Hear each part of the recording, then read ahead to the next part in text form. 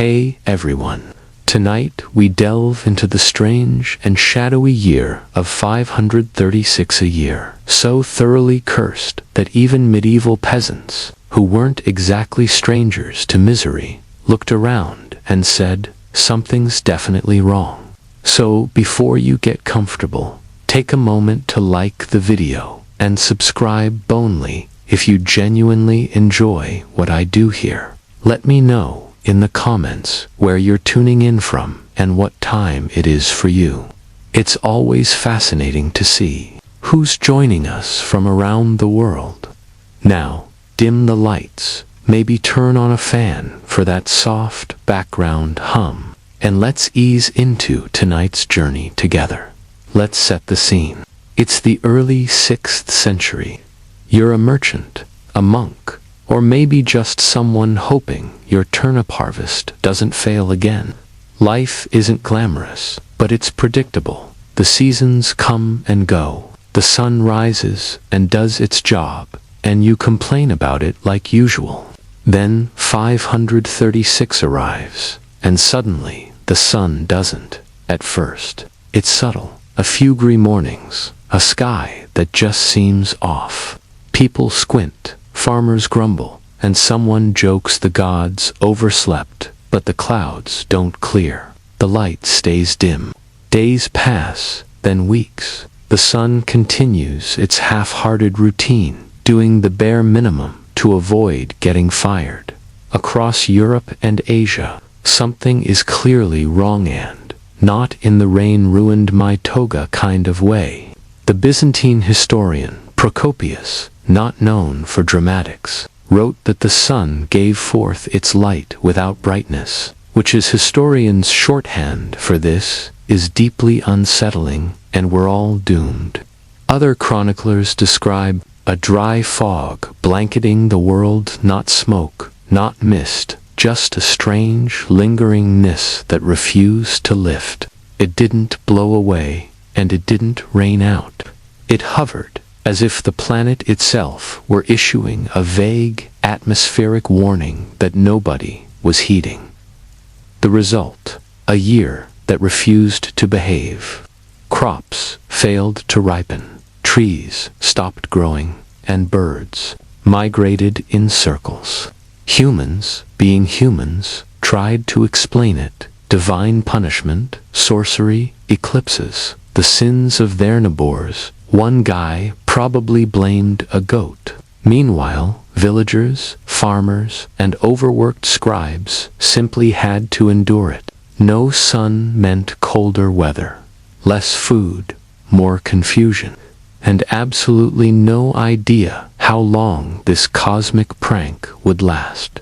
536 didn't start with a bang. It started with silence, a weird sky, a creeping dread, and the unmistakable feeling that something was broken. And spoiler, it was only beginning. The sun was technically up, but it wasn't really participating. Across the world, people stared skyward, as if it owed them an explanation. What had once been a reliable, bright, mildred judgmental sun was now a pale, low-effort disk that looked like it was calling in sick. You'd get more warmth and enthusiasm from a dying candle. Eyewitnesses from Constantinople, China, Mesopotamia, and Ireland all noted the same unsettling phenomenon. Daylight barely distinguishable from twilight. You'd wake and assume it was dawn. At noon, assume you'd gone blind. At sunset, good luck figuring out when that was. The sun had wandered off mid-conversation. Contemporary writers described it as bluish and shadowless, the same question every terrified 6th century human was asking right before they panicked and prayed into their stew. In China, people reported stars visible during the day. Picture tending your rice fields and looking up to see constellations that wasn't weather. It was the sky softly resetting. And it wasn't just dim, it was also cold. Not in a pleasant, hot cocoa sort of way. But in your spring crops think it's January and your toes have stopped cooperating kind of way, the people of 536 had no concept of atmospheric science and no clue about distant volcanic eruptions. All they knew was that the sun had stopped doing its job, and when your crops' warmth and will to live depend on that job, it becomes a full-blown crisis. Naturally, people grasped at explanations, divine punishment, ominous planetary alignments, foreigners, bad omens, and, somewhere, that one guy in the village who always seemed off. But one thing was certain, the sun had checked out. And when the sky's main character quits, you know things are about to get dramatically worse. At some point in 536, Pietas realized it wasn't just the sun being moody. The entire atmosphere was misbehaving. Across continents, a strange, dry fog persisted, not mist, which clears, nor smoke, which reeks of fire, just a vague, the MP ghost that ruined visibility and morale in equal measure. Procopius described it as hanging over the world for a whole year, while the sun emitted light without brightness. And so humanity trudged on through 536, living in the eerie half-light of a world that had lost its spark. That's 12 months of never seeing the sky properly, never knowing what time it is or which season it might be, and constantly wondering if this is simply the new normal. In the East, Chinese records describe yellow dust drifting down from the heavens, and, in an extra touch of surrealism, snow in midsummer. Imagine waking up in July to find your crops frosted and your chickens utterly baffled. Ireland's annals speak of a failure of bread, a poetic way to say mass starvation, and also distinctly Irish. You know things are dire when even the bread abandons you. So where did this fog originate? We now believe it was the aftermath of one or possibly several volcanic eruptions. Think of it as nature blowing out birthday candles with far too much enthusiasm and ruining the entire party. Ash and sulfate aerosols were hurled high into the stratosphere, where they lingered for months, reflecting sunlight, blocking warmth, and ensuring that your winter coat became a year-round necessity. Of course, the people of the 6th century had no understanding of atmospheric science or distant volcanoes. All they knew was that the world had gone dim, cold, and vaguely cursed. Crops refused to grow. Rivers slowed to a trickle, went without rain. Livestock began to die, or perhaps simply wandered into the fog in a fit of existential dread. Just as communities were adapting to this new Twilight Zone reality, nature decided to spice things up further by unleashing a pandemic. Because what's more welcome than endless gloom and unrelenting plague? Centuries later, science arrived late, but invaluable. Historians and climatologists, armed with ice core samples and radiocarbon dating, asked what turned the sky into a Gothic horror show in 536. The answer? Volcanoes. Likely a massive eruption in Iceland, or perhaps a trilogy of eruptions in 536, 540, and even 547. Imagine Earth throwing a tantrum, violently ejecting billions of tons of ash into the stratosphere. Greenland's ice cores record a dramatixel spike, essentially a frozen receipt for the planet's explosive outburst. Antarctica tells a similar story. Despite being 10,000 kilometers away, the first eruption might have been joined by at least one more in 540 and another in 547. This wasn't a single catastrophe, but a trilogy of terror, complete with extended hunger scenes and a bonus plague. Ash and sulfur spread globally, reflecting sunlight and plunging temperatures. Think of it as the planet applying an SPF 5000 blockbutt without the sunscreen smell in Mesopotamia. Harvests failed and economies collapsed. In China, people reported snow in summer. In Korea, summer frosts struck. In Europe, grain prices skyrocketed, not in a Wall Street sense, but more like Yornibur selling a goat for a sack of moldy oats. Medieval people, unaware of volcanic mechanics, simply stared at a sky locked in permanent twilight, convinced that God was in a foul mood, which, to be fair, was exactly how it felt. Thus began Earth's volcanic winter.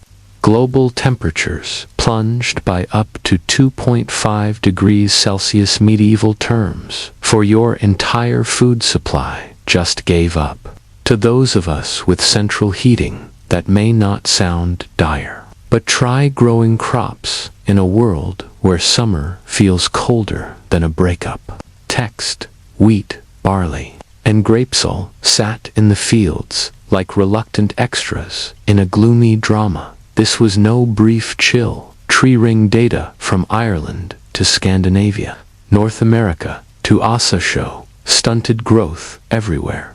Trees barely survived, and people who relied on them for sustenance fared even worse. Frosts arrived earlier. Snow lingered longer. Spring became Arimer. Group project.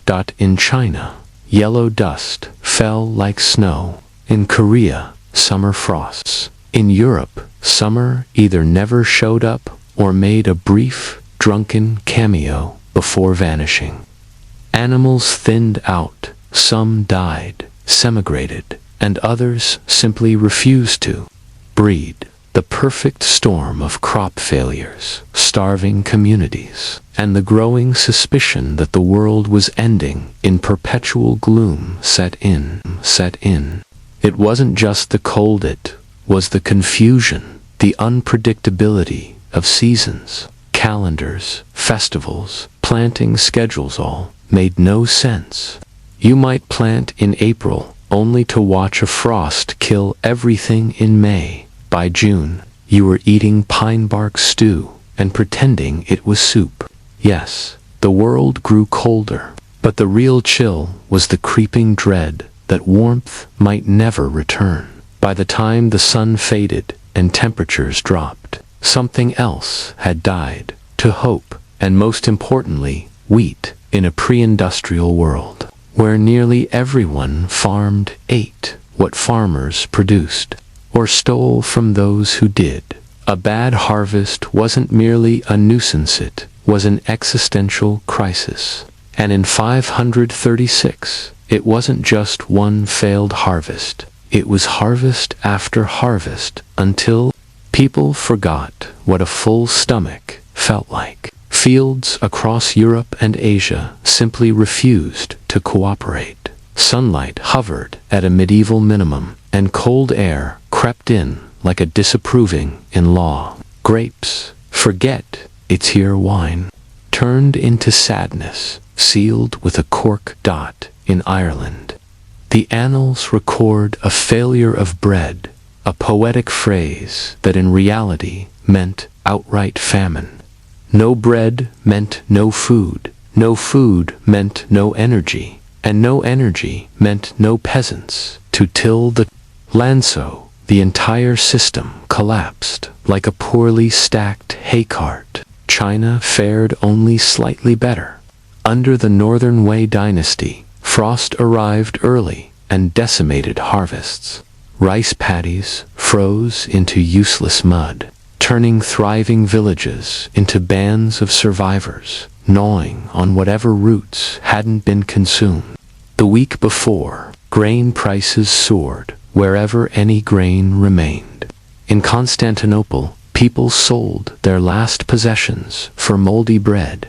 In Britain, the population declined. In India, monsoon seasons were disrupted. In Ethiopia, royal inscriptions suddenly stopped, never a good sign. Worst of all, this wasn't a brief disaster, it dragged on.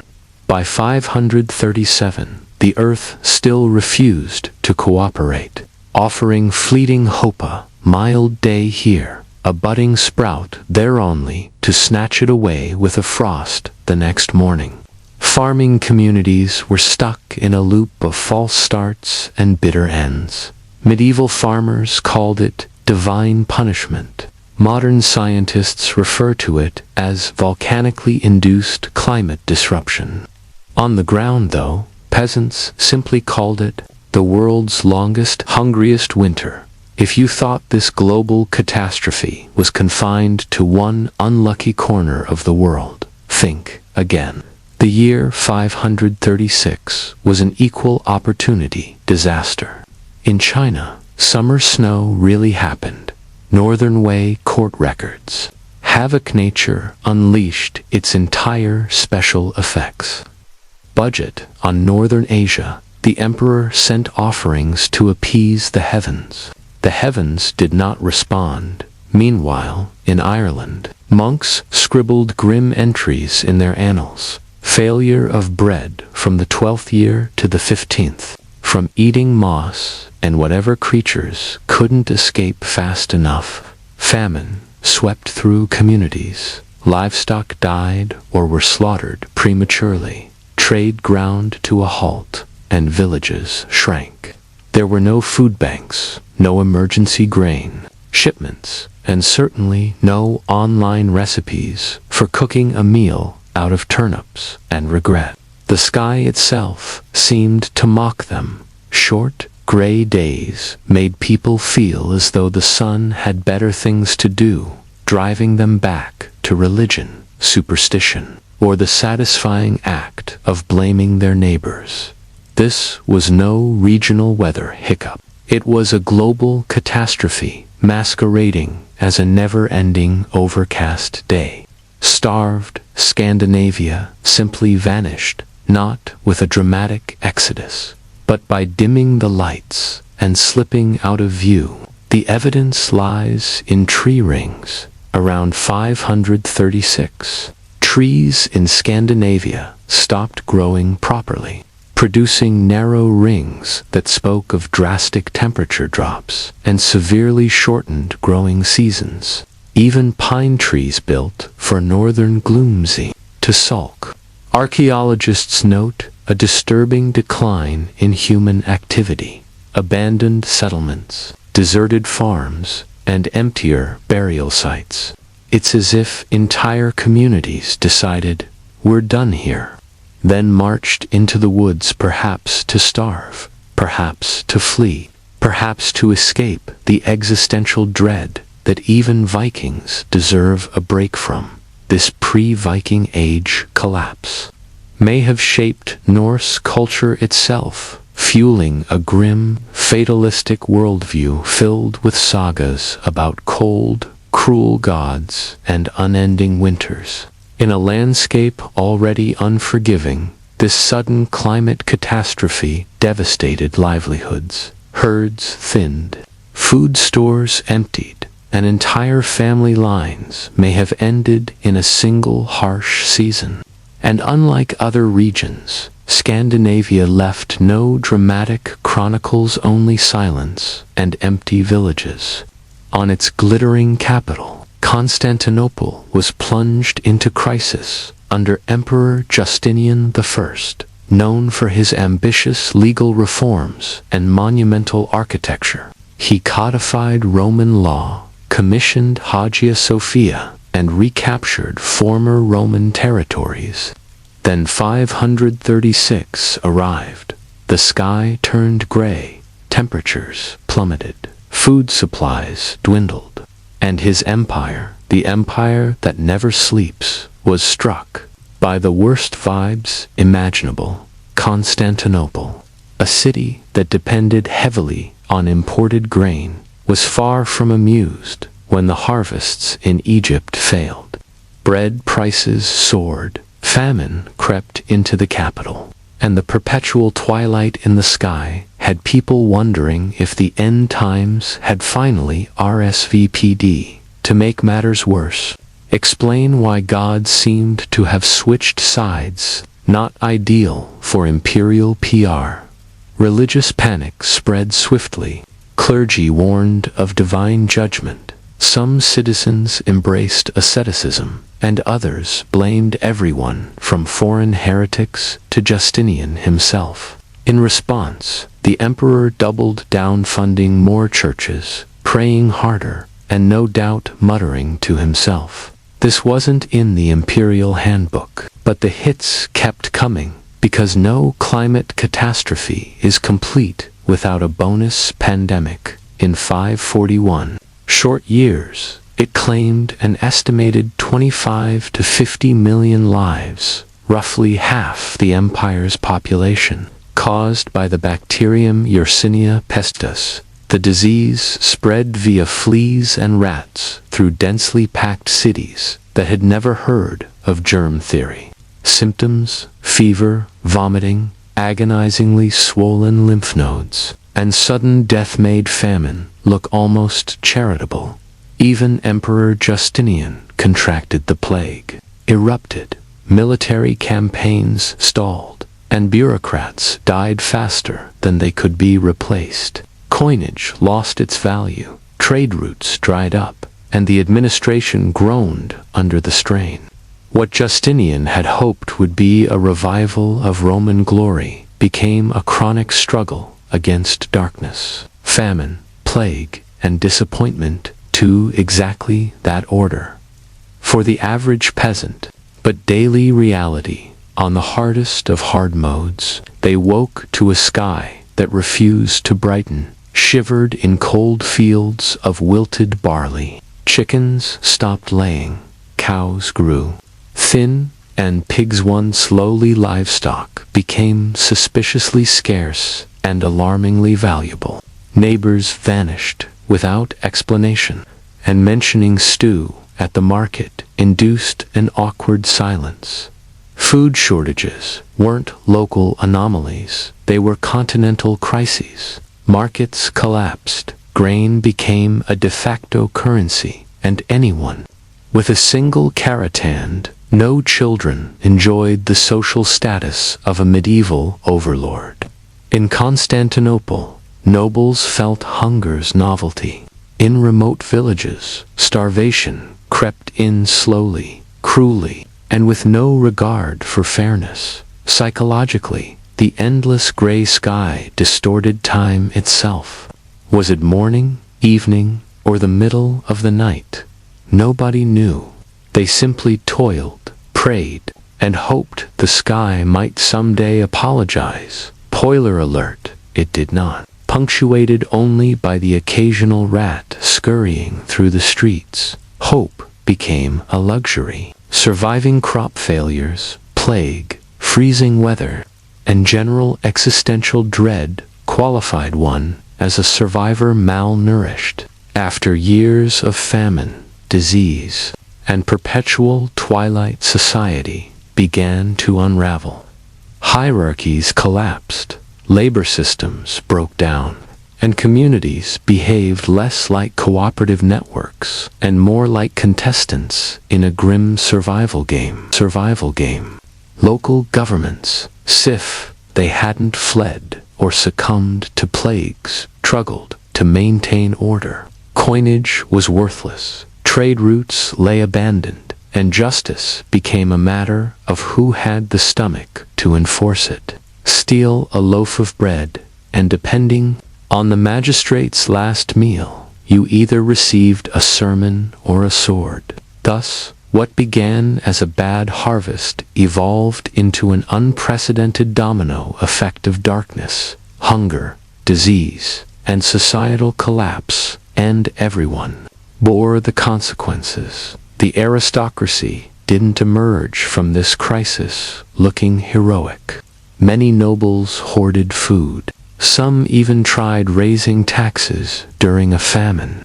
no less, which was either extraordinarily brave or spectacularly suicidal, depending on the peasant to pitchfork ratio. Others simply abandoned their estates, leaving serfs to fend for themselves. Spoiler alert, they did not fare well. Religious institutions became both sanctuary and scapegoat. Some clergy urged the starving to repent harder. Others distributed the meager stores they still had. A few opportunists seized the moment to proclaim the apocalypse and found new sects in the woods. Violence escalated, and anyone with food was at once wildly popular and deeply feared. With no central news, no plague tracker apps, and no reliable updates from distant lands, rumors of divine punishment, demons, and distant lands, bathed in sunshine, ran rampant. Entire villages emptied out, regions depopulated, and, without people to maintain roads, fields, or temples, even the landscape began to decay. Civilization didn't collapse in fiery spectacle. It quietly thinned out, like a painting slowly erased with a damp cloth. Chroniclers stopped writing about politics and instead lamented that the sky had still not turned blue. In short, the world didn't end, simply lost track of itself. After years of death, darkness, and what must have felt like a divine practical joke, recovery eventually began. Of the clouds, just a tired sigh and a few timid patches of sunlight. By the early 540s, the mysterious ash veil started to clear. Crops slowly began to grow, not robustly, but enough to inspire cautious optimism. Farmers planted with hope rather than desperation, and when green shoots appeared, they felt disbelief rather than despair. In Constantinople, grain prices finally stabilized, and bread, once a scarce treasure, became commonplace again. The empire limped forward, patching holes in its economy as though the catastrophe had been part of the plan. In rural villages, new generations were born, children who never knew the sunless years. Survivors grew old, bearing the expressions of those who had seen too much bleak weather and too little soup. Culturally, the trauma left lasting scars. Some scholars trace the doomy tone of later medieval apocalyptic literature back to these years.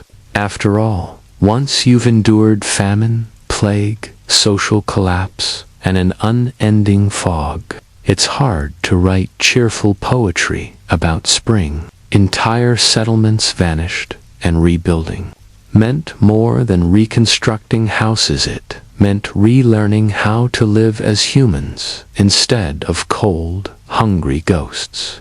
Even as normalcy returned, people carried an existential caution. The planet might just switch off the sun again, if only to see what happens. The Byzantine Empire staggered back to its feet. China's dynasties reshuffled and adapted. Scandinavia re-emerged, and eventually those Norsemen would sail out to become everyone else's problem. Throughout it all, however, there was a collective. Medieval chroniclers muttered about darkness and famine, attributing it to divine wrath or demons devouring the sky. It wasn't until the 20th century, when humans learned to drill into ice rather than simply fall through it, that the mystery began to yield its secrets. And Antarctica, the Earth's passive-aggressive memory sticks. Within those frozen layers, scientists found stark spikes in sulfur and ash dating to 536 AD, with two more peaks around 540 and 547. At last, they arrived at a conclusion the medieval world never saw coming. Volcanoes, massive ones, probably multiple. At first, researchers thought it was a huge eruption in Iceland. Then they considered volcanoes in Central America, then Indonesia, or maybe Alaska.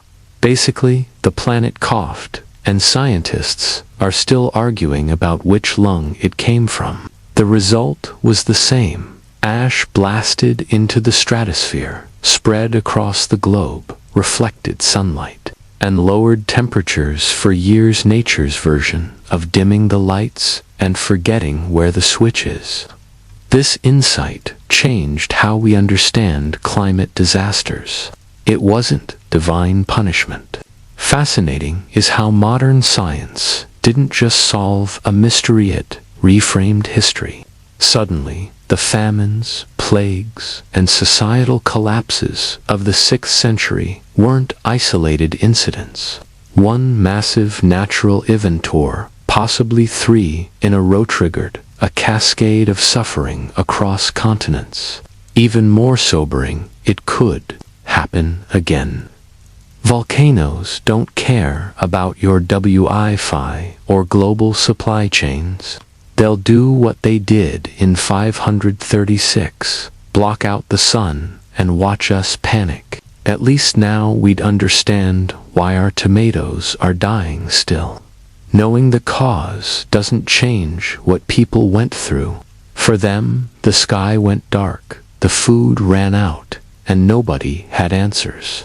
It just took science 1,500 years to say, oh yeah, that was definitely the volcano. There have been terrible years in history. 1347 brought the Black Death. 1914 kicked off a world war. 2020. Well, let's not reopen that can of face masks, but 536 AD still holds a special, ice-crusted place on the list of humanity's top 10 most unpleasant experiences.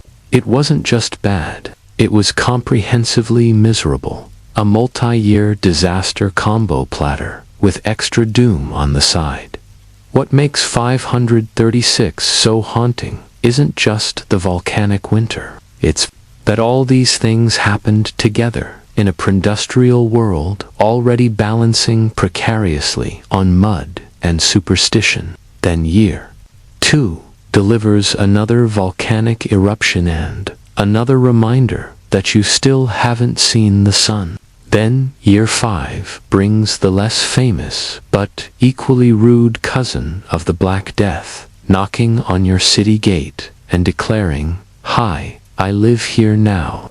People back then didn't know what was happening. They had no word for climate disruption, no concept of volcanoes erupting thousands of miles away, and definitely no epidemiology podcasts.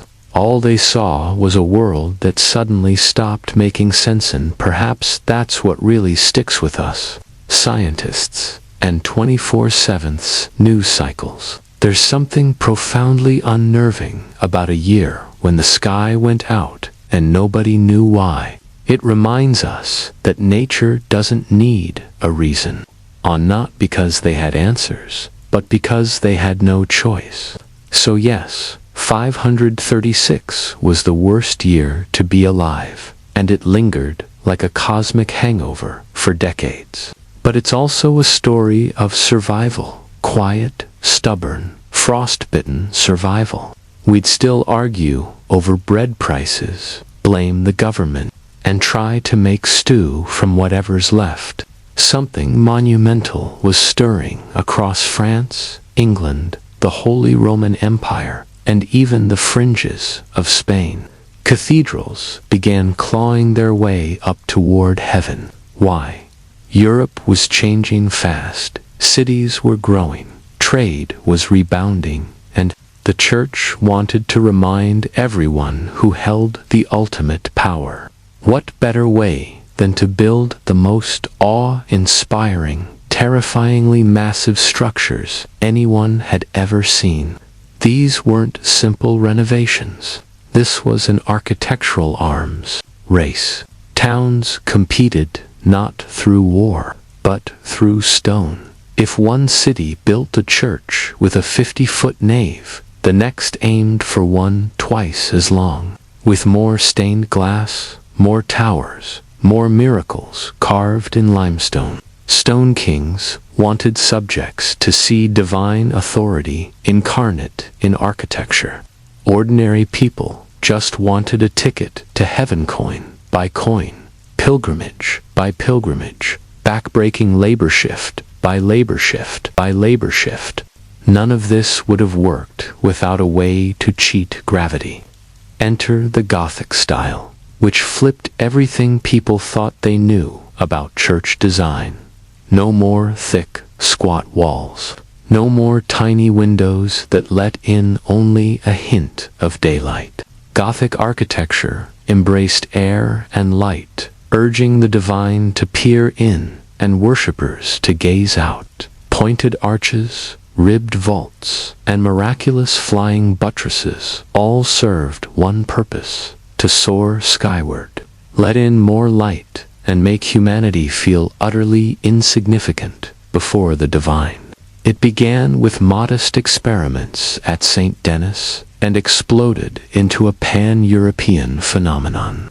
Over the next 4 centuries, Europe was locked in a frenzy of stone cutting, scaffold climbing, and stained glass assembly. Most cathedrals took generations to complete. Entire lifetimes passed before the final spire was raised. This wasn't mere construction. It was faith made physical, one flying buttress at a time.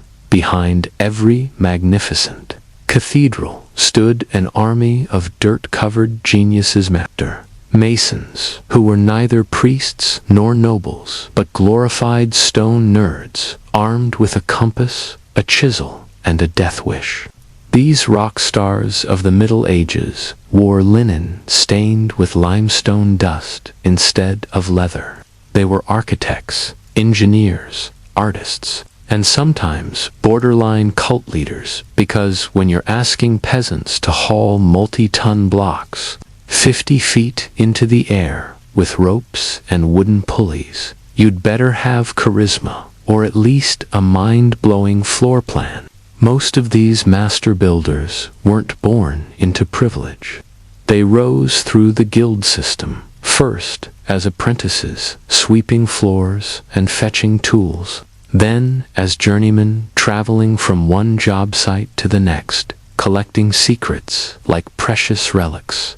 Only after decades of hands-on experience and possibly sacrificing a toe or two would one be entrusted with the title of master and the terrifying mathematics it entailed. And those towering ribbed vaults, they pushed tons of weight outward, not just down.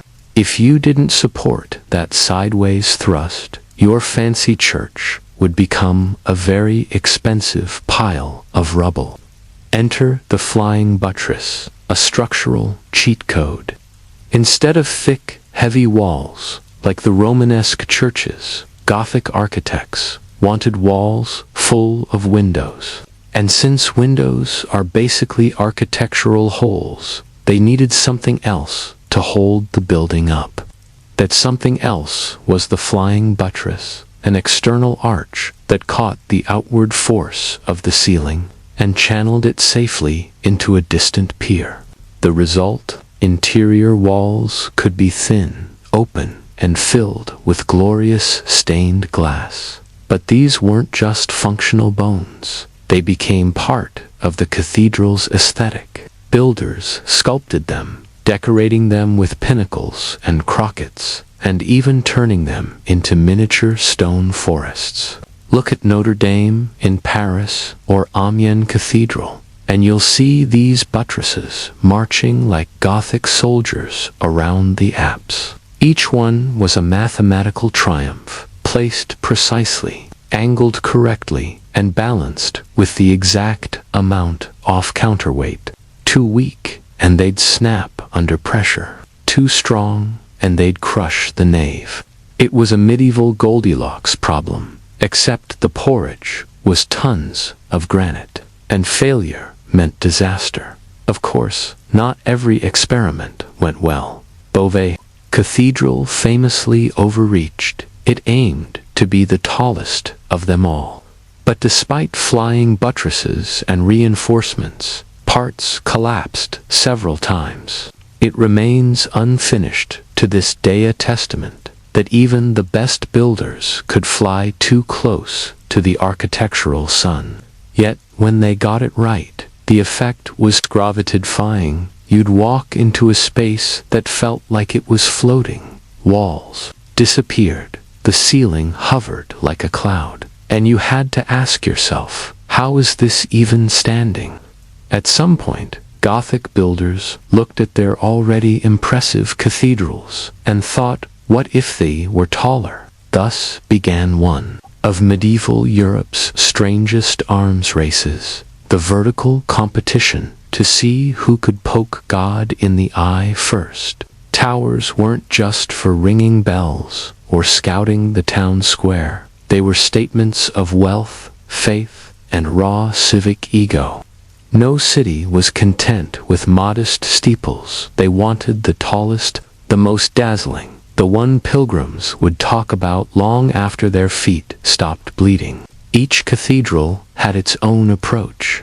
Notre Dame of Paris grew twin towers, looming like stone guardians over the Seine. Chartres stacked its towers unevenly, one Romanesque, one Gothic, because symmetry is for cowards. Cologne Cathedral set out to become the world's tallest structure. Construction began in the 1200s, but wasn't finished until the 1880s. That's commitment. Spires followed, the pointed hats of the Gothic world. Not just towers, but elongated spears reaching absurd heights, defying logic and daring gravity. Salisbury Cathedral's spire, for instance, soars over 400 feet, built without steel or modern cranes, only ropes, muscle, and a dash of medieval recklessness. But aiming higher carried danger. Every additional foot increased load, sway, and risk. High winds could snap unsupported spires. Lightning strikes were frequent. Some towns even hired spire watchers, people who stared at the structure all day, waiting to see if it looked ready to fall. And yet, cities kept building. Part of it was theological. The higher the structure, the closer to God. Part was psychological, as skyline war. If your neighbor's spire was taller, you were admitting their faith and purse were bigger. Unacceptable. The result? A jagged forest of stone erupting across Europe. These towers weren't mere decoration. They housed bells the size of wagons, clock mechanisms, and even relics. Some doubled as watchtowers or defensive platforms. Others existed purely to impress, intimidate, or occasionally terrify. Gothic towers didn't whisper heaven, they screamed it. But for all the power and ambition in stone, the real heartbeat of a cathedral lay elsewhere, in the human drama of those who built, worshipped, and sometimes died within them. Beneath every towering cathedral was a foundation of bone, figuratively and sometimes literally. These monuments to faith weren't built by angels or saints, but by muddy-booted, callous-handed humans, stonecutters, carpenters, glazers, blacksmiths, and an army of anonymous laborers who got none of the glory and all of the back pain. Let's start with the masons. They weren't mere stone stackers, but craftsmen who turned quarried rock into load-bearing poetry. A master mason might design the cathedral, but journeymen and apprentices did the carving, chiseling, and hauling. Every block had to fit perfectly, no margin for error, lest collapse follow. Then there were the carpenters. They didn't just build scaffolding, they built machines. Giant treadwheel cranes, powered by men walking like hamsters, movable platforms, and precision wooden forms for pouring mortar. The timber centering inside a vault or arch had to be exact, or the whole thing would cave in the moment it was unshattered. No pressure. And let's not forget the mortar mixers, the rope makers, the water haulers, and the workers who climbed to the very top of a spire to install the final stone. All for a few coins a week, and with the constant risk of fatal accidents. Many laborers lived on site in makeshift villages around the cathedral grounds. These camps had their own rules, food stalls, and almost certainly a few taverns. Tools slipped, stones cracked, scaffolds gave way, and workers were often replaced as readily as bricks. Why did they do it? For some, it was steady work in a world with few options. For others, it was serving God, participating in something eternal. And for a few, it was the chance to carve their own legacy into the bedrock of history. And for the few who were literate or driven by ambition, cathedral work offered a real path to guild membership and even a chance at social mobility. Most laborers never lived to see their handiwork completed. A single mason might carve the corner of a doorframe, knowing that his grandson would finish the opposite side. Such was the rhythm of cathedral building, long, grueling, and generational. You didn't build for yourself, you built for eternity. Though their names are lost, their fingerprints remain in every hewn stone, painted pane of glass, and weightless arch that still stands. You've admired the exterior, marveled at the soaring spires and light-drenched windows, but what was all this grandeur for? Step inside a Gothic cathedral at its zenith, and you enter a cosmic stage, with the Mass as its central performance. The day began at dawn, when monks or canons intoned the first of 7 daily prayers. Peasants, however, usually came only on Sundays, feast days, or whenever the bells tolled insistently enough to remind them that salvation was at stake. The Mass itself was anything but hushed. Incense swirled in thick clouds, bells pealed at dramatic moments, and Latin chants echoed off the vaulted ceilings, enveloping worshippers in sound. You might not understand a word, but that was the point. This was an encounter with the divine, not an academic lecture. Nearly every cathedral housed relics, fragments of saints' bones, slivers of the true cross, even vials of holy tears, some acquired by questionable means. These were not mere curiosities, but spiritual powerhouses that drew pilgrims from hundreds of miles away. Wherever pilgrims went, donations and commerce followed. Relic-driven, prestige-fueled booming souvenir markets and lined church coffers on special occasions, royal weddings, funerals, or the great Easter liturgy. The cathedral transformed into a theatrical marvel. Choirs filled the balconies, organs thundered from the loft, and bishops in gold-threaded vestments processed down the nave in solemn pomp. Yet, cathedrals also served everyday needs, meeting halls, schools, law courts, and even shelters during storms.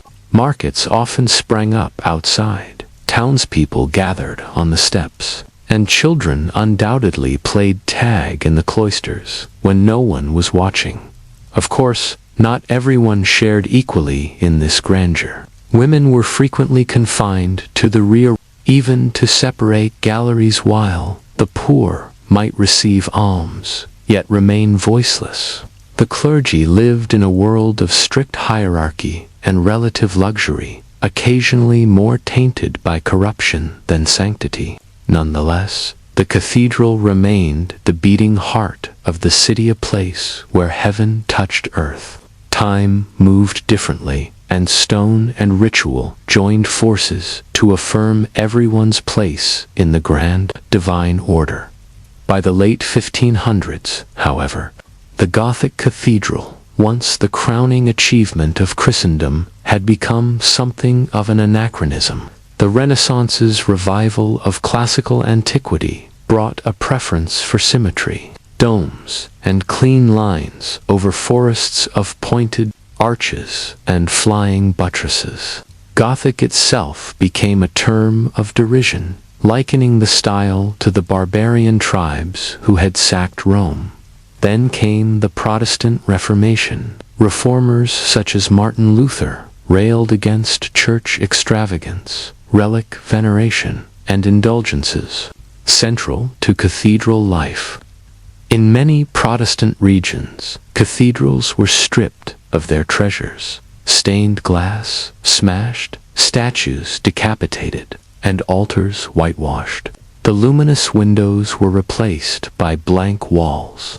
Meanwhile, Catholic areas responded with the Baroque bold renovations that layered gold, marble, and theatrical flair atop the once subtle Gothic mystery, sometimes hiding the original bones. Under plastered cherubs, economic strains, wars, plagues, shifting trade routes meant that many cathedrals were left unfinished. Towers stopped. The age of the master mason faded like smoke through a broken rose window. Yet the story did not end there. The 19th century witnessed a Gothic revival as Romanticism rekindled fascination with the medieval oeuvre. Writers like Victor Hugo glorified decaying cathedrals in literature, and restoration efforts, sometimes careful, sometimes disastrous, sought to recapture their former splendor. Think of Notre Dame before the fire, or Cologne Cathedral, finally completed after centuries of interruption. Today, Gothic cathedrals still stand, some pristine, others battle-scarred as monuments, not only to faith, but to human ambition, imagination, and the desire to touch the heavens with stone. Their boom may have ended, but their echoes ring through every arch, every shadow, and every beam of colored light. By the late 13th century, the Crusader kingdoms in the Holy Land were collapsing into dust. Jerusalem, Antioch, and Edessa had all fallen. Acre remained as the last flickering outpost on the Mediterranean coast, the final bastion of the Kingdom of Jerusalem. Once a symbol of Christian glory, now reduced to a fortress of desperation. Acre was more than a strategic port. It was the Crusader capital, packed with Genoese and Venetian merchants, Templar and Hospitaller knights, and nobles clinging to titles long stripped of power. Yet beneath its impressive walls lay a volatile mix of rival European factions, each squabbling as fiercely with one another as they anticipated the inevitable siege. For years, the Mamluks, Egypt's elite military caste, had methodically erased every Crusader stronghold in their path. Under Sultan Kalawin and later his son, Al-Ashraf Khalil, city after city fell without mercy. In 1290, a reckless atrocity by newly arrived Crusaders who massacred Muslim merchants in Acre during a drunken frenzy provided the perfect excuse. Khalil declared war. By April 1291, a Mamluk army, possibly exceeding 100,000 men, had encircled Acre. Siege towers creaked forward, sappers tunneled beneath the walls, and catapults unleashed stones and fire day and night. Inside, panic spread like wildfire. The defenders, courageous yet hopelessly outnumbered, sent desperate pleas for reinforcements to Europe, but none arrived. Cut off by land and soon by sea, they nonetheless braced themselves for the worst, believing that Acre's double walls would hold as they had before, and trusting in the valor of the Templars and Hospitallers. to see them through. Noble families packed their treasures and fled to safer quarters.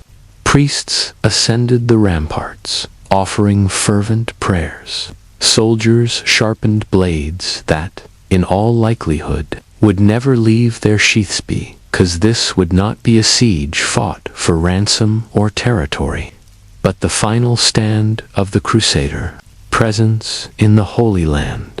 On April 5, 1291, the siege of Acre began in earnest.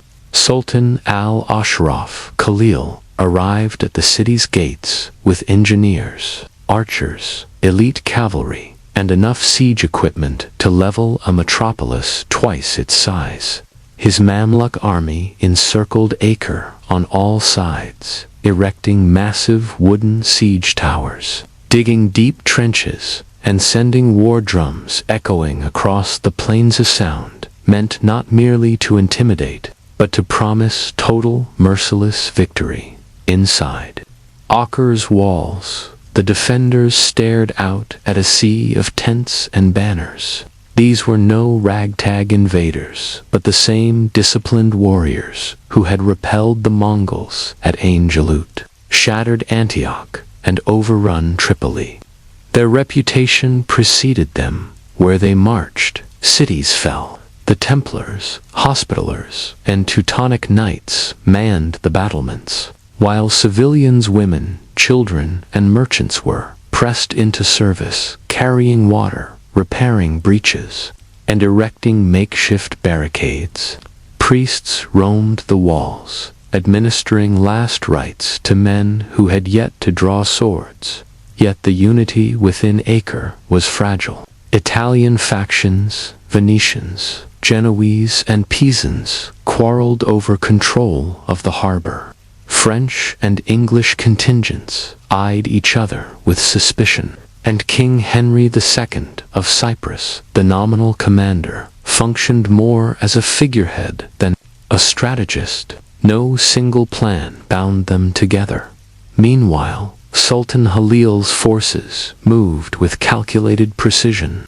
Sappers tunneled beneath the outer walls, propping shafts with timber and packing them with combustibles meant to collapse the ramparts from below.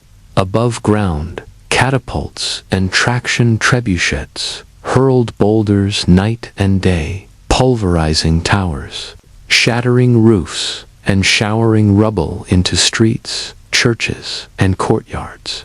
Each morning revealed new devastation. Each evening saw weary defenders struggling to mend breaches they could barely hold back. As April yielded to May, Acre's fortifications stood by slender threads. Towers lay in ruins. Outer walls gaped with breaches, and debris choked the narrow lanes.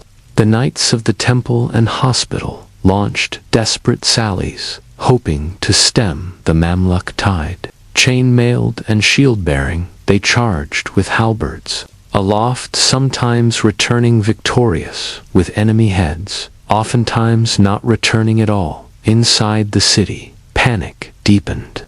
Wells were clogged or destroyed, contaminating the last fresh water. Food stores dwindled. Disease crept through huddled quarters. Rats feasted on corpses littering the streets, and with each passing hour, morale frayed further. Civilian pleas for evacuation by sea went unanswered as Italian captains hesitated or outright refused to risk their ships. King Henry II slipped away under cover of darkness, leaving command in disarray. Accusations flew. Genoese blamed Pisans. Pisans blamed Templars. Templars blamed everyone else. The city found itself besieged from within by discord as much as by the Mamluks. Without dot, then came the night of May 17th to 18th. At dawn on the 18th, Khalil launched his final assault. Siege towers creaked forward. Scaling ladders clattered against the eastern wall. Sappers ignited their buried kindling, and, with a thunderous roar, a massive section of rampart buckled and collapsed into the moat. At that signal, Mamluk infantry reinforced by Sudanese archers and cavalry men poured through the breach in unstoppable waves. Within moments, Acre became a maelstrom of steel and flame. Templars formed shield walls to protect retreating civilians. Hospitallers shepherded non-combatants toward the harbor.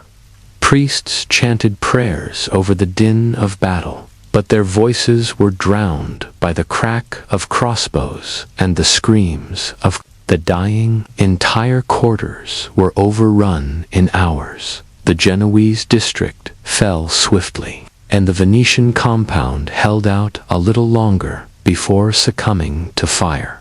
One final refuge remained, the Templar fortress by the docks, its reinforced towers, the last bulwark against annihilation. Yet even this stronghold could not withstand the relentless Mamluk assault. As the sun climbed, Acre's defenders were surrounded, exhausted, and outnumbered. Supplies were gone. Reinforcements never came. And so, under the weight of iron discipline and superior numbers, the city that had once been the heart of Christendom in the east finally fell. With Acre's fall, the Crusader states in the Holy Land were extinguished. What remained were shattered walls, broken churches, and the echoes of prayers that went unheard. The fortress of desperation had become a tomb for an errand with it, the last hope of European sovereignty beyond the Mediterranean had slipped away forever. Inside the fortress, women and children huddled in cellars while knights made their final stand atop the battlement. From the roof, they watched the city die. Acre, once the pride of the Crusader kingdoms, was now a furnace of smoke and blood.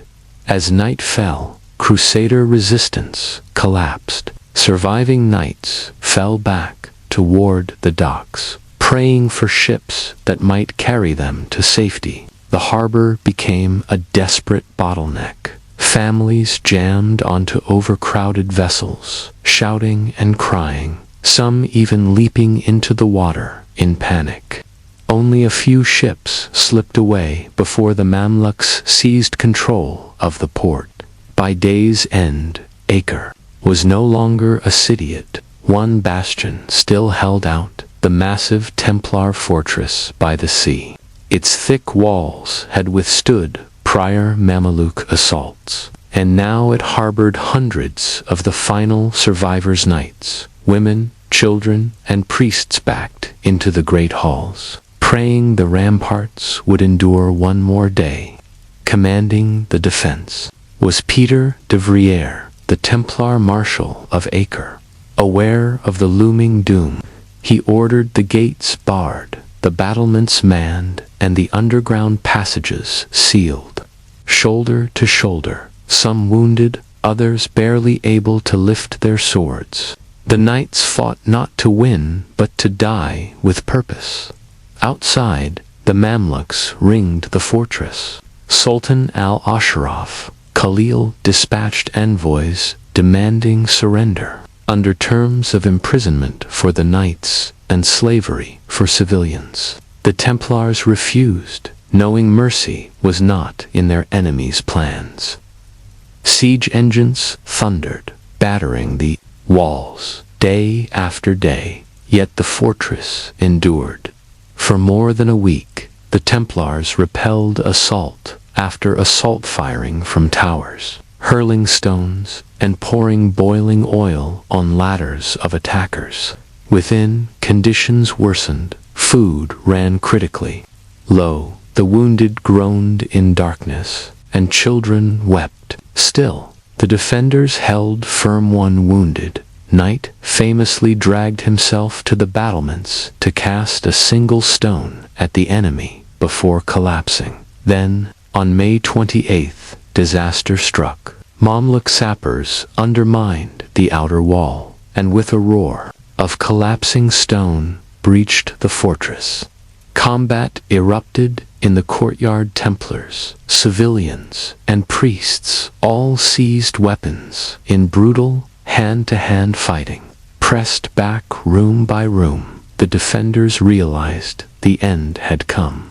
In a final act of defiance, they collapsed a section of the keep, luring Mamluk troops into the lower chambers and detonating the underground armory. The explosion tore through walls, killing attackers and defenders alike in a storm of fire and stone. The fortress fell, but it did not surrender. The last Crusader stronghold in the Holy Land went down with fury rather than capitulation. With Acre lost, the dream of a Crusader kingdom in the east was shattered. Sultan al-Ashraf Khalil ordered the systematic demolition of the cities. Fortifications, every tower, every wall, every stone that once defended the Crusaders was razed or shattered. The harbor filled with wreckage. Churches, some centuries old, were stripped, burned, or converted into mosques. What could not be repurposed was destroyed.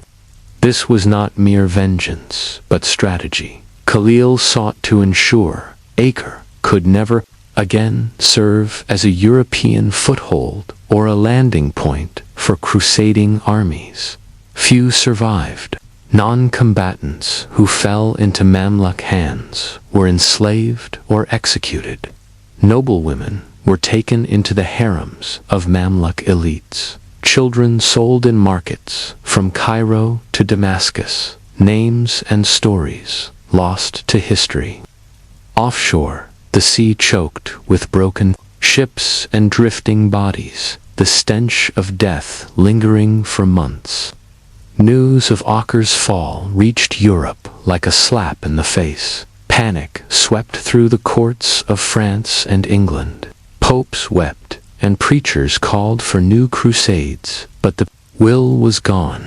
The last spark of crusading fervor died with Acre's walls. European kings, embroiled in their own wars and dynastic struggles, abandoned the Holy Land. The once mighty Templars returned, battered and directionless. Within 2 decades, they would be dissolved, accused of heresy, tortured, and executed. For the Mamluks, Acre's conquest was the crowning achievement of Sultan Halil's reign. The Latin presence in the Levant had finally been extinguished, yet the deeper legacy of Acre's siege was only beginning. From its ashes arose the myth of Acre, story of crusader glory and tragic collapse that would echo through the ages. The fall of Acre in 1291 was not merely a military defeat, but a historical exclamation mark. Nearly 2 centuries of European blood, treasure, and faith poured into the Holy Land had come crashing down like the city's shattered walls. With Acre's fall, Tyre, Sidon, and Beirut soon surrendered, and the Crusader states vanished almost overnight, leaving behind only scattered relics and the fugitives who watched the smoke billow on the horizon for the Christian world. The loss was soul-crushing. The fall of Jerusalem in 1187 had been devastating. But Acre was the final domino, symbolizing not only military failure, but spiritual defeat. Papal appeals for renewed crusades fell on deaf ears as Europe, weakened by internal wars, plagues, and economic upheaval, turned inward. Meanwhile, the Islamic world celebrated. Under the Mamluks, cities were reclaimed, mosques restored, and trade routes reopened, re-establishing Muslim control from Cairo to Damascus. Still, the Crusades left deep scars. Cultural exchanges, Arabic texts, architectural techniques, medical knowledge, and new foods had transformed both East and West. Yet the wars also entrenched mistrust. violence, and religious division that would reverberate for centuries. Acre's fall did not simply close a chapter. It ended a worldview, the notion that Europe could enforce its will in the Middle East by divine mandate. In the end, the memory of the Crusades would be romanticized, dramatized, and weaponized long after the last banners had fallen and the city lay silent beneath the desert sun. Siege and fall of Acre. 1291. Inside the fortress, women and children huddled in vaulted cellars while knights made their final stand atop the ramparts. From the rooftops, they beheld their city's agonizing collapse. Acre, once the pride of the Crusader realms, had become a furnace of smoke and blood. As darkness fell, on the night of April 5, 1291, resistance crumbled. Most surviving knights retreated toward the docks, praying for vessels to spirit them away. The harbor, however, quickly became a desperate bottleneck. Families were forced into overcrowded ships, shouting and weeping. Some even plunged into the surf in frantic terror. Only a handful of vessels slipped past the Mamluk blockade before the enemy seized control of the port. By dawn, Acre was no longer a living city, but a vast necropolis amid the carnage. One redoubt still held, the massive Templar fortress overlooking the sea. Its massive walls, tested in prior Mamluk assaults, sheltered hundreds of the last survivors. Knight, woman, child, and priest alike, all praying the walls would hold for one more day. Commanding this final stand was Peter de Vriere, Templar Marshal of Acre. Foreseeing the end, he ordered the gates barred, the battlements manned, and every subterranean passage sealed. Shoulder to shoulder, some wounded, others scarcely able to lift their swords, the Templars fought not for victory, but for a noble death. Outside, Sultan al-Ashraf, Halil's forces, ringed the fortress. He sent envoys, demanding surrender under merciless terms, imprisonment for knights, slavery for civilians, but the Templars refused, knowing mercy was not promised. Siege engines thundered relentlessly against the curtain walls, yet the fortress endured. For more than a week, defenders repelled wave after wave. From lofty towers they rained down stones, and from consolations they poured boiling oil on any who dared approach. Within the walls, conditions worsened by the hour. Provisions dwindled to near nothing. The wounded groaned in darkness. Children wailed in terror. Legend tells of one knight, broken in body, dragging himself to the battlements to hurl a single stone at the enemy before collapsing at last. Then, on May 28th, disaster struck. Mamluk sappers exploded a mine beneath the outer wall. With a thunderous roar, the rampart crumbled into the moat, and Mamluk infantry reinforced by Sudanese archers and cavalry poured through the breach in a tide of steel and fury. What followed was savage, close-quarters combat. Templar, civilians, and priests seized whatever weapons they could, clashing in the fortress courtyard. Pressed back into the inner keep, the defenders realized the final hour had come. In a last act of defiance, they collapsed a section of the fortress deliberately. Mameluke troops, lured into the lower chambers, were caught in a devastating explosion when the Templar ignited their buried munitions. The blast shredded walls and souls alike. When the dust settled, the fortress lay silent, its defenders and attackers alike dead in its ruins. With Acre's fall, the dream of a Crusader kingdom in the Levant perished. Sultan Khalil ordered the systematic demolition of every fortification. Walls were razed, towers toppled, and Thay Harbor choked with rubble. Churches some centuries old were stripped, burnt, or converted into mosques. What could not be repurposed was destroyed outright. This was no mere reprisal. It was a calculated strategy to ensure adorned, the Crusader presence would never rise again. Few survived. Non-combatants captured were enslaved or executed. Noble women were sent to Mamluk harems. Children sold in markets from Cairo to Damascus, their names and stories lost forever. Offshore, waters ran red with wreckage and corpses, the stench of death lingering for weeks. Popes wept. Preachers cried for a new crusade. But the will was gone, dissolved amid accusations of heresy, torture, and execution. The fall of Acre marked not only the end of the Crusader experiment in the Holy Land, but the beginning of a new historical epoch. Yet, from the ashes of Acre arose its enduring myth, a symbol of tragic heroism, lost glory, and divine judgment. In Europe, ballads and poems lionized the city's defenders as noble martyrs, smoothing over the internal strife, greed, and factional betrayals that had plagued them. Meanwhile, in the Islamic world, Acre's conquest was celebrated lied, less to its strategic value than to its proof of Allah's justice. Today, modern Acre Akko stands as a UNESCO World Heritage Site, where Ottoman streets overlay buried Crusader tunnels, and minarets stand beside Gothic arches. Fishermen still cast nets from the same docks where refugees once leaped for salvation.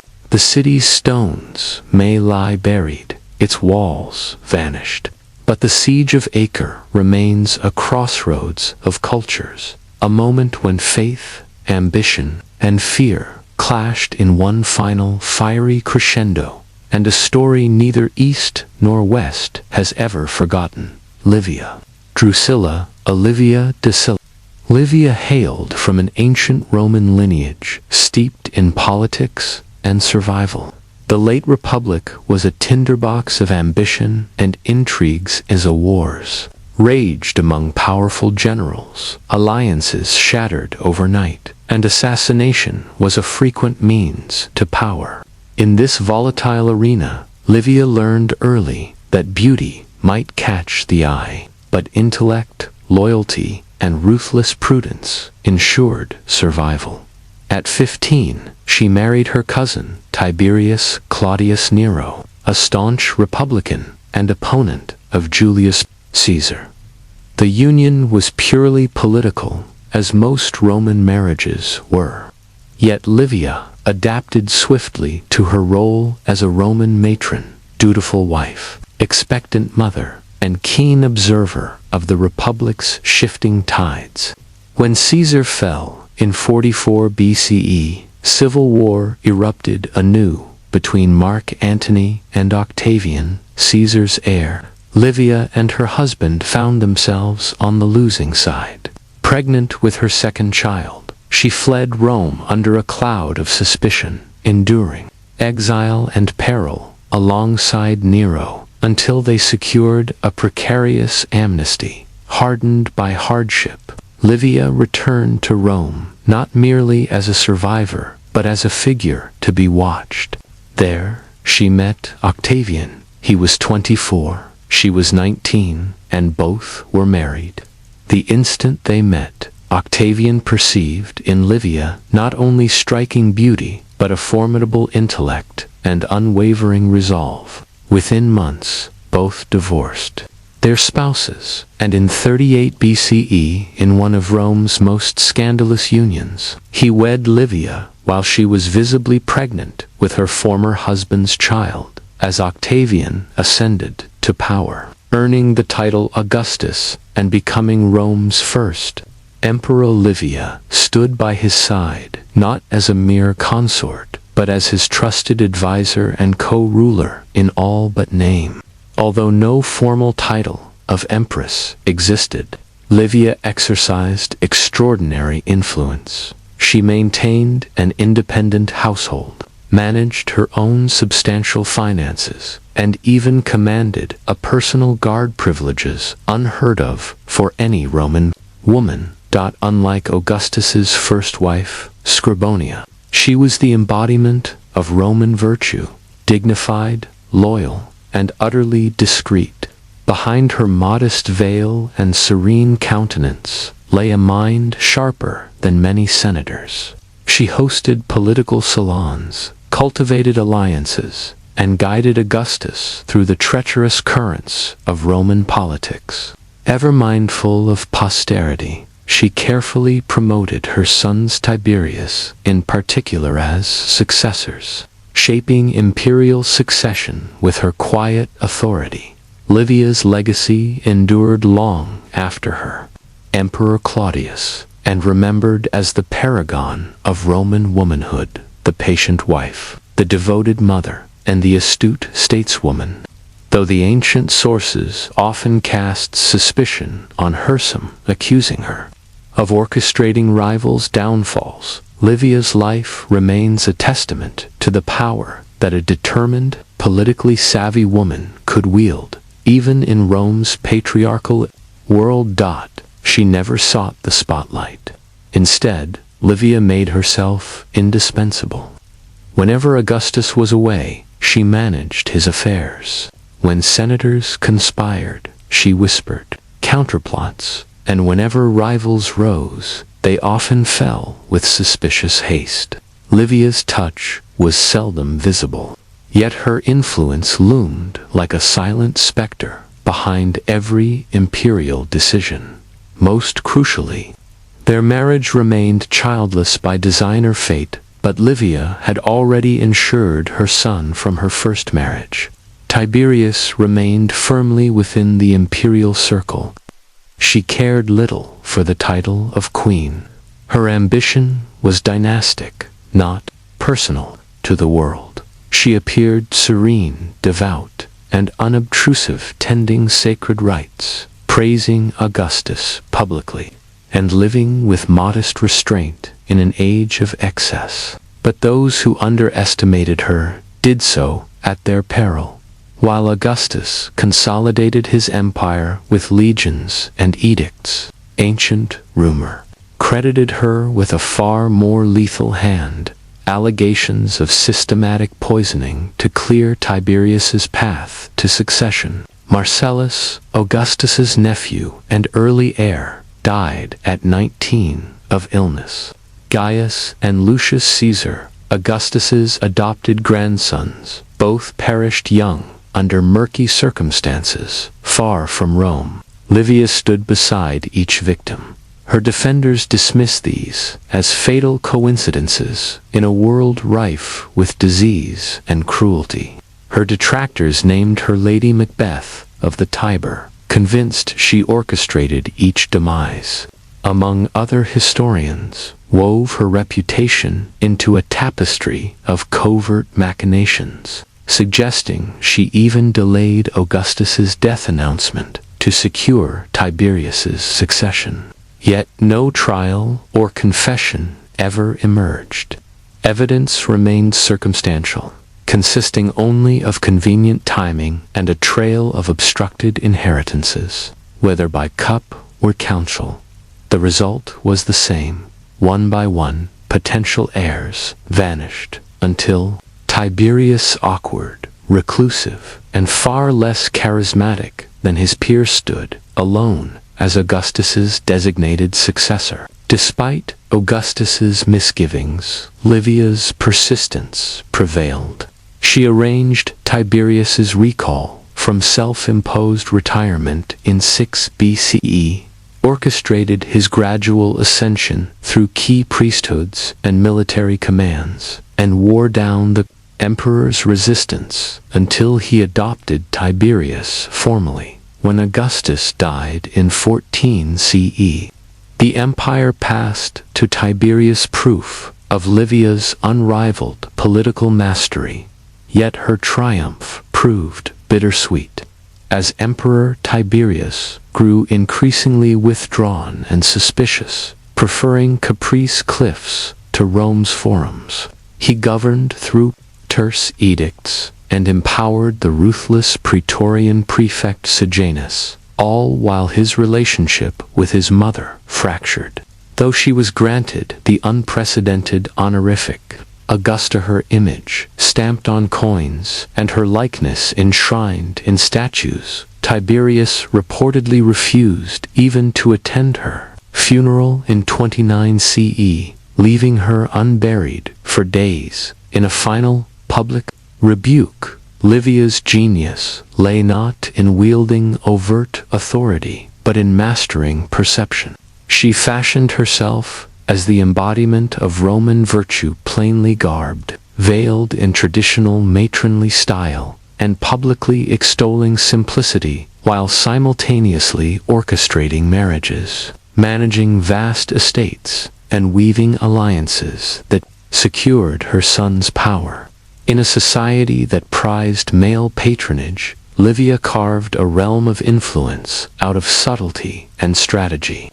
Her legacy endures not only in stone and coin, but in the very conception of power as a force, shaped as much by hidden channels and silken whispers as by the clang of swords and the roar of crowds. Her greatest masterpiece was her own image. Statues of Livia sprang up across the empire, not only in Rome itself, but throughout the provinces, wherever allegiance to the new imperial order needed bolstering. These were not towering depictions of goddesses or fierce warriors. They presented her seated, serene, and maternal. The message was unmistakable. Rome's new empire was entrusted to the guidance of a wise, moral, and traditional woman. A masterclass in soft power, Livia sponsored public works and presided over sacred rites. She identified herself with the goddess Ceres and the cult of Vesti, emblems of fertility and domestic order. A city of brick, and left it one of marble. Livia made sure her likeness was cast in that marble. Even the coinage changed. Some coins bore her visage, an unheard of honor for a woman, while others lauded her attributes of Pietas, Concordia, and Fortuna. Livia was no mere matron. She was a moral compass etched in silver. This, too, was strategy, rather than vanity. In a male-dominated world that could discard a woman at a moment's notice, Livia embedded herself into Rome's political DNA. She was not an accessory to power, but an integral part of its mechanism. Augustus endorsed the message. He mentioned her in his will, bequeathed her a third of his fortune, and posthumously adopted her into the Julian line, granting her the name Julia Augusta. These gestures acknowledged her critical role in forging the empire through carefully cultivated imagery, patient diplomacy, and a ruthless charm. Livia transformed herself into something new, a Roman woman, too powerful to ignore, too revered to depose, and too intelligent to underestimate. When one surveys the tumultuous Julio-Claudian dynasty, defined by monsters and megalomaniacs, one would hardly guess its foundations were laid by a soft-spoken woman in stola and veil. Yet, Livia Drusilla was more than Rome's first lady. She was its dynastic engineer. Her long game extended far beyond securing the succession for Tiberius. She wove her grandchildren, stepchildren, and great-grandchildren into a spider's web of alliances, betrothals, and strategic marriages. When her granddaughter Livilla married Drusus, the younger her own grandson, she was not merely arranging a family match. but reinforcing the imperial foundation stone by stone. Julia the Younger's marriage to Lucius Aemilius Paulus, a prominent senator, further consolidated loyalty. Livia's interventions even shaped the rise of Germanicus, Tiberius's popular heir, when he wed Agrippina the Elder, Augustus's granddaughter, uniting Julian and Claudian bloodlines in a powerful symbolic union. Of course, dynastic politics breeds infighting. Accusations of treason, adultery, and ambition flared among the heirs, and many historians suspect Livia orchestrated the expulsions or downfalls necessary to preserve the dynasty's core. If someone had to be exiled, discredited, or quietly removed, Livia ensured it was done swiftly. Ironically, the Julio-Claudian line she forged would ultimately spiral into madness. After Tiberius came Caligula, perhaps Rome's most infamous tyrant, then Claudius, Livia's own great-nephew and grandson-in-law, and finally Nero, descended from both Livia's bloodline and political designs. By the time Nero played his fiddle while Rome burnt, Livia's family tree had become a blazing inferno. Yet every branch had been pruned, grafted, and nurtured by her guiding hand. Livia Drusilla lived long too long, perhaps in Tiberius's view. She survived Caesar's assassination, the Republic's fall, rival heirs, and the birth of the empire. She outlived Augustus and outmaneuvered her enemies, only to find, in her final years, that the son she had raised to rule regarded her with growing coldness, as Emperor Tiberius withdrew to Capri, delegating power to the fearsome Sejanus, while Livia remained in Rome amid statues and honors esteemed, yet no longer essential. When she fell ill in 29 CE, her death elicited little public mourning. Tiberius refused to return, delayed her deification, and left her unburied for days. For the woman who had shaped an empire, this was a cold and calculated dismissal, final act of defiance or spite from a son she had sacrificed everything to empower. Yet, Livia's story did not end with her death. In 42 CE, her great-nephew and grandson-in-law, Emperor Claudius, formally deified her as Diva Augusta.